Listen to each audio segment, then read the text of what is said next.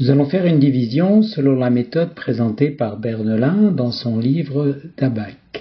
Elle s'appuie sur la bague de Gerbert d'Aurillac qui utilise des jetons sur lesquels sont portés les chiffres indo-arabes. Voici la bague vide avec ses colonnes pour les unités, les dizaines, les centaines, etc. et des jetons sur lesquels j'ai reporté les chiffres dans leur graphie moderne pour plus de clarté. Donc, soit à diviser 6754 par 357. Bernelin propose de s'appuyer sur le nombre rond supérieur à 357, soit 400. Et vous noterez qu'il n'y a pas de zéro, puisque Gerbert d'Aurillac laissait des cases vides en lieu et place d'un jeton zéro qu'il n'a pas adopté. De 357 à 400, il faut garder en tête la différence de 43 qui va nous être utile. On peut maintenant commencer la division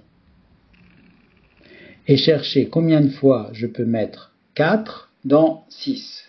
Une fois. Donc, une fois 400, 400, ôter de 675, cela fait 275. Mais c'est un reste auquel il faut ajouter la différence entre 400 et 357, puisqu'on a enlevé 400 et non pas 357. Donc, on rajoute 43, et le reste est 318. Je peux maintenant descendre les unités et chercher combien de fois je peux mettre 4 dans 31.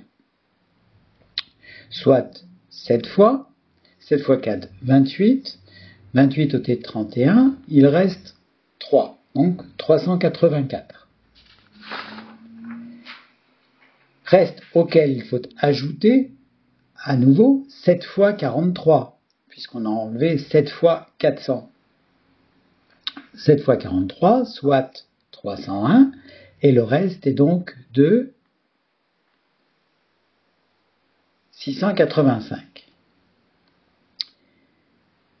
Mais 685 est supérieur à 400. Donc on peut encore à nouveau rajouter 1 au quotient et enlever 400, ce qui donne 285.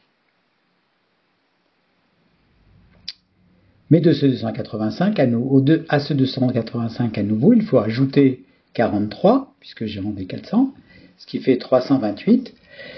Et donc voilà le résultat de la division de 6754 par 357. Le quotient est 18 et le reste 328. Alors, le cheminement proposé par Bernelin, qui est détaillé donc sur la gauche, consiste à diviser par un nombre simple à un seul chiffre, donc ici 400, et à rajouter ensuite la différence entre ce chiffre simple et le diviseur. Et c'est la méthode qui était donc proposée par Gerbert d'Aurillac, connu sous le nom de pape Sylvestre II, autour de l'an 1000.